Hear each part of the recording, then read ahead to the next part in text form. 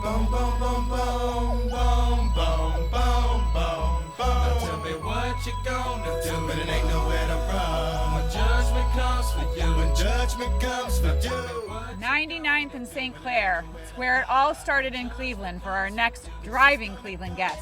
Come along for the ride. We're going to pick up Wishbone from Bone Thugs and Harmony.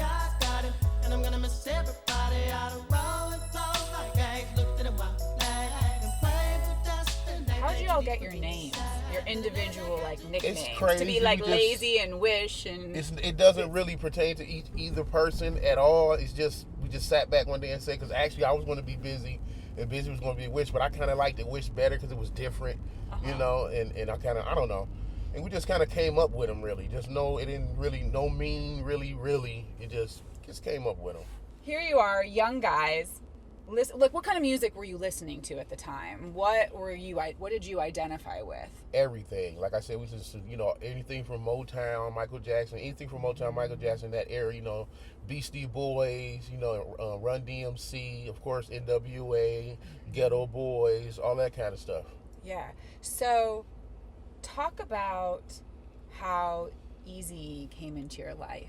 Well, Eazy was an underdog then, and we kind of hated what was going on with him, so it was our mission to get with him because we wanted to kind of uplift his whole situation. So that was our mission, and you know, it took one-way bus tickets, a whole lot of phone calls. I believe Crazy and Busy actually got to rap for him on the phone, and then they figured out that he had a show here in Cleveland. How'd they even get on the phone with him? His secretary just kept calling, just persistence, you know, just kept calling. No, it was annoying or whatever, but it paid off because same guy kept calling, or did you just switch it different, around? One of the other members or whatever just kept calling, and the secretary goes by Keisha Anderson. Much love to her. She always told us, "I'm gonna get him on the phone. Y'all just be patient. I'm gonna get him on the phone," and she finally did. And then he had a show here in Cleveland, so had to hustle up one-way bus tickets to get all the way back to Cleveland to open up the show here for him, and then we got backstage. Okay, so you're from Cleveland. Right. But you went out to LA because you thought that's where the land of hopes and dreams all go, right? So you go to LA thinking maybe you'd meet Eazy there, but instead you find out he's going to be in your hometown of Cleveland. Right. So you got to get back here. here. No way we can miss him here. You know, we already got Cleveland on lock. You get on a bus, you get back to Cleveland to, in essence, stalk Eazy-E. Yeah, right? Pretty much. And so what did you do? Just try to hang out backstage after a show? Well, no, we knew the people throwing the show. So like I said, we were really known locally for rapping and everything. We had won a lot of talent shows and whatnot. We made a name for ourselves here. So we knew the people throwing the show, and they just let us open the show for him. You know, we were the openers that night, and we got to meet him backstage. Where actually, I think Busy and Lazy got backstage. Everybody else could get backstage, and they got in front of him. He had us meet him at the hotel, and he told us he'd send for us the next day. He had to, you know, love our get up and go, you know what I mean? Because we were real persistent, like I said. We wasn't taking no for an answer. That wasn't happening. And that's something that he loved, right? He saw the fire in you. Definitely.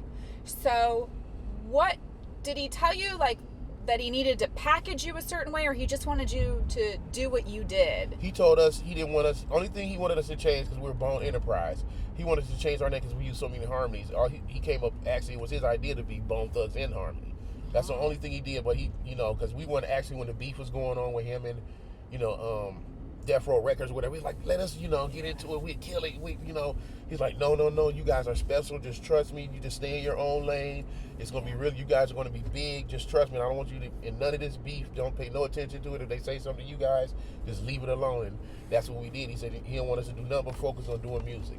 Did you, by the way, see Straight Outta Compton? Of course, we went to the premiere. I gotta tell you, because I've been a film critic for a long time. I thought that was the best movie of the year. It was really accurate and good. It really was. They could have showed more Bone Thugs, but you know. Right? I know. Exactly, right? That was the only part they missed out on. When did you know that you had really made it into the mainstream?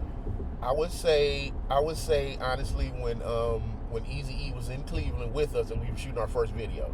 To see all those lights in our neighborhood, you know, we come from the hood. Yeah. To see the cameras and the lights and all the big, you know, the trucks for the, you know, equipment and all that stuff just in our hood for us, that was a real big eye-opening moment for me. You go see somebody like, you know, like say Snoop Dogg, we gonna tour him from on the 5th of December this year. It's like to see him, you know, Ice Cube and, you know, Dr. Dre, or just anybody in the industry when we do, like, especially festival concerts when there's a million artists there and they just come up to us like, oh, we love you guys. It's like we sitting there starstruck, but they starstruck at the same time. It's like a weird situation. Like, I love you. No, I love you. Wait. We love each other. Okay, it's all great. It's all good. I know. It's cool when that sort of love fest happens, right? Because you have such an appreciation for what each other do. What about the whole, like, East Coast, West Coast thing? You guys, you never really seem to get wrapped up in that. No, that's one thing that he told us. That, you know, he told us we wanted to. Don't get me wrong. We definitely wanted to, but thank God we didn't, because that's one thing Easy always stressed to us, that, you know, he didn't want us to be involved in that. He always thought we were bigger than that. You know, we had something different to bring to the game. And he was right. He had a hell of an ear, obviously. And he was right. But that's something we never indulged in just because he didn't want us to. And that was the only reason why. So did he also have the foresight to know that it was going to be better for you to play well with both sides? Yes, definitely. I'm sure that's something he was thinking of. It's part of it as well, yeah. This was the first big, like, breakout. First album, yeah. The first one was just an EP, Creeping on Summer. And it just has, it's very catchy. You know, it just has that, like,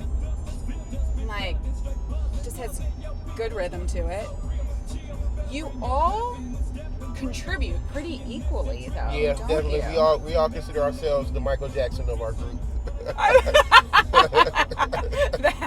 Ain't nobody bigger than nobody. Did you ever meet Michael Jackson, by the way? Never. I wish. Is that like one concert you wish you went to? Definitely.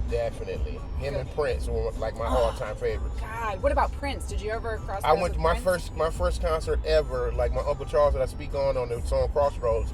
My first concert ever was when he took me to, and it was at the front row, Cleveland front row, and I was going to see Prince. My first concert ever. Amazing. Yeah, it was great.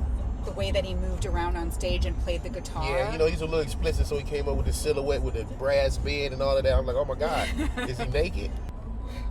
Grammy, Crossroads, right? yes, the ma'am. Crossroads. And do you just say the or the, like, because it's THA? Right. So I mean, help me be down with it though. Like, right. It's the. Either way you get it out, you just once you get Crossroads, it don't matter what the.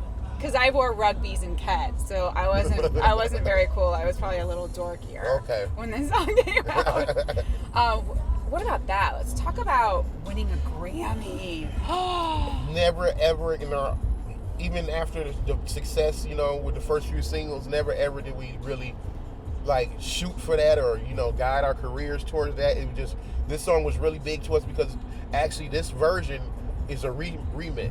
We had a big another version to this one, but during our time, after we, you know, made it or whatever, a lot of people were dying from our neighborhood, from our family. So we went in and redid the song, you know, for Easy especially too, and you know, it just came straight from the heart, and it just took off like that. I guess everybody, you know, feels death, and everybody experiences. So it's a song that'll be there forever. Thank God. Good looking out, y'all. This song, I'm telling you, I think this is one that was just played in all the parking lots of high school kids. Right. This song though, that's crazy because it's talking about death and, you know. I know, but that's the thing that people love too. It was so real. Okay, this. Okay, now I gotta tell you. Oh, this one, Phil Collins. This is one of my favorites too. Does it sound stupid? Here I am going, this is dope. Like, this is a dope song. Yeah. This is the song where, okay, so you take an old Phil Collins hit and you made it better. Right. That doesn't usually happen when you do a part two, right? The sequels are never better. Especially people as big as Phil Collins, they would never agree to something like that unless they liked it themselves, you know? How did that phone call go? Like, how did this even come to be that you're like... Craig came up with this whole concept. Crazy One came up with this whole concept and let us think about it. And we're like, yeah, that'd be cool. And we had to get permission from Phil, and he agreed to it. The only thing he said was to shoot the video, we had to come there to Switzerland, and it was cold. Oh my God! It looked cold in that video. Oh my God! It was like that wasn't fake snow, no fake ice or nothing like that. No wind machine. That was real. It was freezing. How long did it take to shoot the video? I think we had like a day and a half shoot. One day with Phil, and then we just did, you know, little spot shoots and stuff all over the country or whatever. And did you have to see this? This is a song. I mean, everybody knows this. Yeah. But by the way, I am very impressed. Like, you'd say it's rapping, like it happened. It's so fast. the words are said so fast. I have such an appreciation for it. If I were to try to sing along, I can't. So you realize what a skill that is. Yeah, definitely. To be able to rap that way. Yeah, it took a lot of practice. A lot of sit-alongs around the fireplace, and just hemming off of each other, and it just came. It was just meant to be, in a sense. Your voices are an instrument too. Do you do anything to keep, do you take singing lessons or vocal lessons? Never. No. Never, nothing like that. You got to work with Mariah. Right, yes, or Mariah. That's the homegirl, Mariah Bone. Surprise you when you get a call from Mariah, or no? She loves rap, right? Yeah. She actually's known for quoting, saying some of her inspiration came from some of our music. That's really big. Like, who would ever think that from us dudes from Cleveland, Ohio, East 99? You know what I'm saying? Getting somebody that big to say something like that about us. Yeah, which is really cool. And you did videos with her too, which were great. I think it was. Oh, okay. Yeah, so there's one of them. This one? Yeah, I thought this is a one with Bow Wow too, I think. Yeah. Yeah. So a song like this, do you put it on your playlist and kind of jam out to it a little bit, or no? Yeah, because like I don't know. I mostly listen to a lot of old school stuff though. I don't really listen to too much rap or hip hop in the car. There's something about the foundation of being from Cleveland, though, don't you think? Do you feel definitely. like just having to be a little gritty here helped you along the way when you were exposed to? Definitely, the upbringing and who we are definitely accounts for who we are and what we became. Because, it's especially from where we're from, it's not easy. It's hard. And I believe, to make really good music, your soul and your heart have to go through something. You have to been through something to be real. Yes. Because we write our own music, you know what I mean? We don't have ghost writers or anything like that. So to be real and for people to feel and be truthful with your music and love your music, you have to be truthful. It has to come from the heart. It has to be some type of real embedded in there, This song that is on the playlist, I'm not playing out loud, but Thug Love with Tupac. How did you meet Tupac, and what do you think of him musically? Tupac was a modern day prophet. He was a genius musically.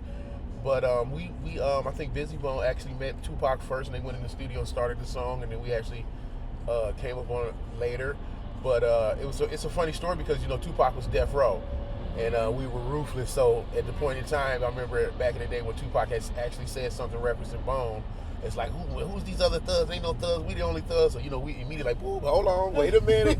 But even then, Easy was like, nah, don't y'all bite up into that. Don't worry. The song you did with Biggie, right? Yeah, that was my homie. Yeah. Another, probably then, if he was your homie, then that was another storyline that I'm sure was very sad for you. Yeah, definitely. I saw a video of you and the guys presenting an award. I can't remember if it was American Music Awards or something. We had on black jackets, I believe. Yeah, and you presented Biggie with an award. Yeah. I think that was American Music Awards. Also somebody who you feel like had much more to give? Definitely another genius in the music game that, taken from us way too soon.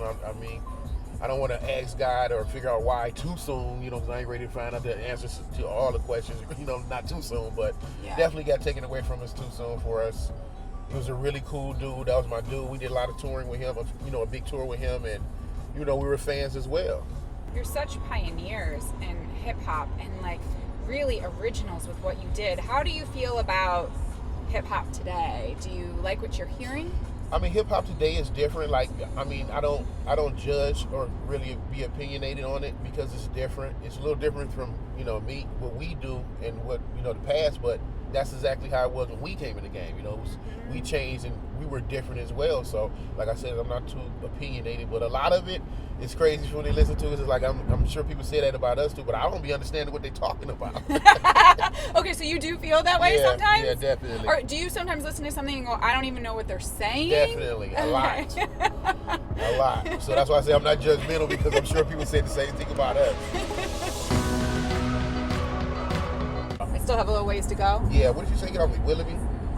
We just cruising. We in a big old Rolls Royce. Exactly. Where do we have to go? You want to drive it? Where do you want to let's just go to. We could go to Toronto if you want. That's kind of far. It might be snowing in Toronto. Yeah.